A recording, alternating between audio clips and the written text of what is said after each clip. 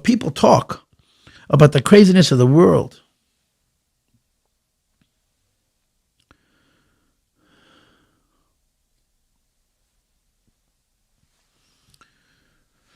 The world's gone nuts. America's completely out of whack. And it's scary.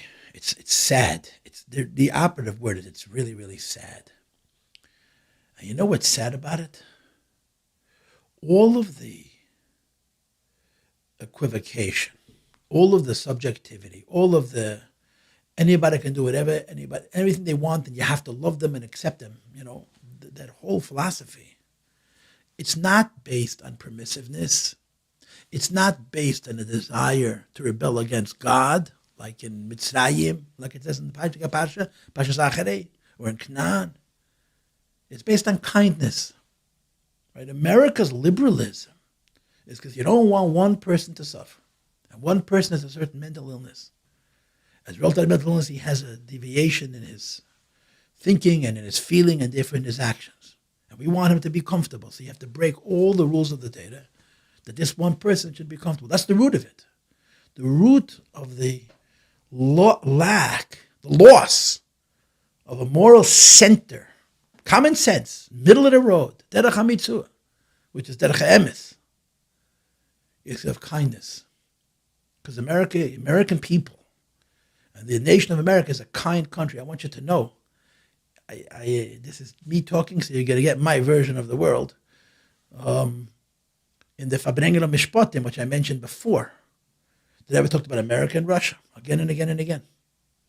In the Fabreng live, which I was present, every time the Rebbe mentioned America, the Rebbe said Chassidei U'Mesailem, righteous goyim. When the Sikha came out Mugad, the Rebbe changed it to Malchus Shel Chesed, the nation of kindness. But the Rebbe said, Chasidei U'Mesailem, righteous goyim, Chasidei U'Mesailem.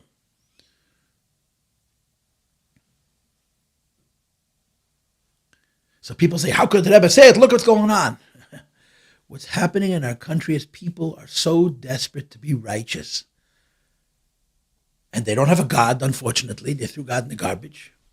They don't have a Bible, unfortunately. They think, anybody could write a Bible. I mean, one of the lessons of the beginning of the 21st century is it's not so easy to write a Bible. Maybe you don't like every word of it. Not everything about it you agree with.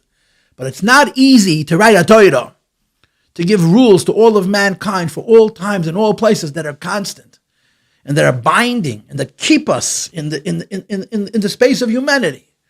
We're living in a civilization where in the name of kindness and in the lack of a connection to ayin reya ve'ezen shemas v'chol ba'asecha b'sefer nechtav eye that sees and ear that hears and everything you do is recorded in a book and ata, this is what every say to goyim, ata osid li tein din v'cheshbon, you will one day have to give a reckoning for your actions.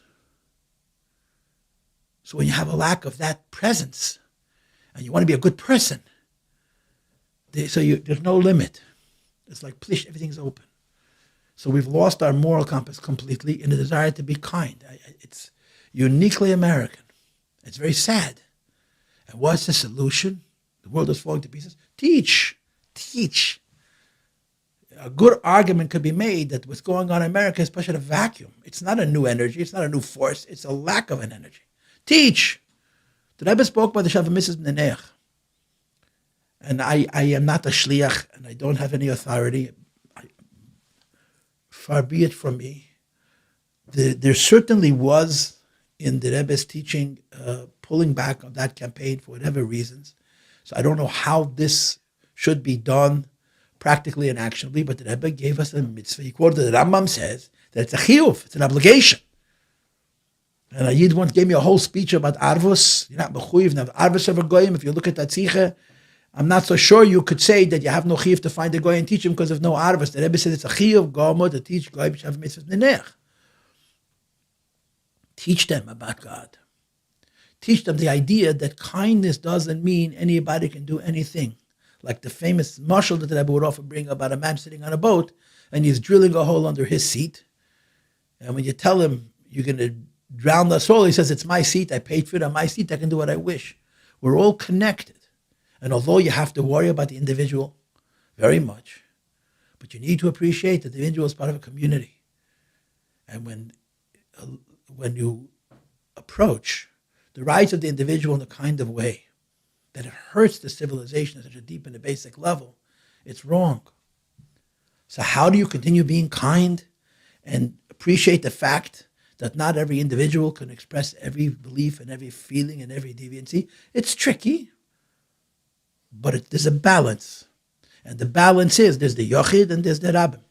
You should know, if you study the Rebbe Sichas, one of the differences between the mitzvahs that the Eibishter gave Yidden and the mitzvahs that gave humanity, all of humankind, is the mitzvahs that the Eibishter gave Yidden are measured by individual Jews, you and your relationship with God. The mitzvahs that the Eibishter gave to all of humanity are defined by the society. Your actions are determined not by what they are as an individual, how they reflect on the civilization. And if you appreciate how the acts of one affected the civilization, and the act of another affected the civilization, you appreciate that as kind as you want to be, there is a center, there is a middle.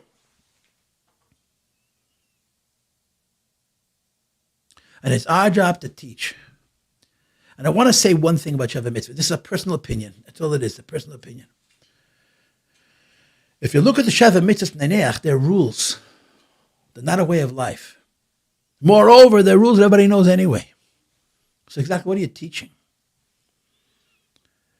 I don't know this for a fact, but I feel that part of the reason that Rebbe was not happy with how Sheva Mitzvah was being taught is because we're teaching Sheva Mitzvah as rules. You can't teach Sheva Mitzvah as rules. You have to teach Sheva Mitzvah as a way of life, as a lifestyle. And I'll tell you what that lifestyle is. That lifestyle comes down to a very simple principle. This is just me speaking here. Im kesef talves ami es ani imoch ani yercha kaidme. The Eibishter gave a Torah to all of mankind. At the base of that Torah is chesed, is kindness, with a simple rule. The first person you need to be kind to is the person closest to you. That means your spouse. The second person you need to be kind to is the person second closest to you, which means your children. The third person you need to be kind to is the fourth closest person to you, which means your parents. The fourth person you need to be kind to is your siblings, and you radiate outward. Now, why do you think that is? Why did the Eibishter say that charity begins at home? It sounds so selfish. It's much better to give charity to a stranger than to give charity to your wife, to your husband.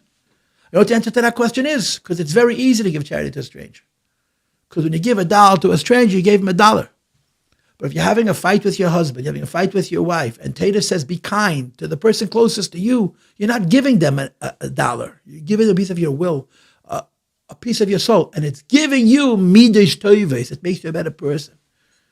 The Sheva Mitzvahs are a way of life that don't only teach us kindness, they teach us kindness in the kind of way, like the Rambam says, the Lashon, that they give us midas toives, and they give us deyes nechenes. First of all, they improve our character because it's hard. The hardest person to be kind to is the person closest to you. It's a fact of life. The second hardest person to be kind to, the second person closest to you, and so on. And then, of course, from the midas tevis, from developing character, from being kind to someone you don't want to be kind to, because God said you have to be kind to your wife or to your husband, and to your children, or to your parents, and to your siblings, is deis. You start to think with your mind about values, to use a cliche, above your heart, with an openness and with a refinement that allows you to understand values that are not just about the pursuit of pleasure and the fulfillment of desires. It makes you a better person. That's the spirit of the Sheva Mitzvahs. It's the spirit of the Sheva Mitzvahs. And it's Mashiach's coming has to do with the world becoming better. And part of the world becoming better is us understanding and us teaching, explaining to people what a human being is, explaining to people what God means, explaining to human beings what it means to be created in the image of God, explaining to human beings what the Rebbe spoke when he spoke about Sheva Mitzvahs, that you have to give an account to your Maker of the extent to which you preserved or you violated your image of God, your Tzelem Elokim. It's an obligation upon all of us. It's a realistic thing. It's complicated and dynamic. And if you think about it on a global level, it's overwhelming. I just want to say one thing, and I'm going to finish with this, okay? Adin Evan Yisrael, all of Hashem, Zecheinu Livracha. Adin Evan Yisrael, right? I'm not going to say Steinsaltz. Wrote a book which is called My Rebbe. Adin Evan Yisrael, as we know, was a very big chassid. But he was also a giant of a human being. He was a gadol. He was a giant of a human being. Literally. A gadol amiti. A giant of a human being. And he wrote a book called My Rebbe. The second chapter of his book is Mashiach. Not the last. Everybody talks about Mashiach. They put Mashiach at the end of the story, like the Rambam does. You talk about all the practical things, and you have one of the signs that the drasha is over, that you say, the Rebbe used to joke about that. The beginning of his book is about Mashiach. You know why? Because Adin Evan Yisrael was so smart and has such a deep understanding of the Rebbe and a deep understanding of the capacity of Echad Yila Elef, Ushnayim Yila Revava, that he saw the Rebbe's desire to change the world as practical. It's not kind of magic. You start with one and another and another and another, and it adds up. It accumulates. Like that famous story of this rabbi who came from South Africa to the Rebbe. And the Rebbe told him that he should do more rabbonis and more business. So he said to the Rebbe, I appreciate the fact that you think so highly of me, but I'm not capable of doing everything that you're telling me to do. And the Rebbe told him the following words: your mistake is, you think of an act of kiruv like a chemical reaction. You take a chemical which is stable, take another element which is stable, and you put them together, and they react. And the reaction releases energy, whatever it is. It makes a change, and then it becomes stable again. It's not a chemical reaction; it's a nuclear reaction. It has ripples and ripples and ripples and ripples ad infinitum. And Adin Evan Yisrael makes it very clear that he sees the Rebbe's vision of Mashiach as an actionable and a practical thing. It's one foot in front of the other. So the Rebbe Zalman help us first of all, say l'chaim again as I close this fabring.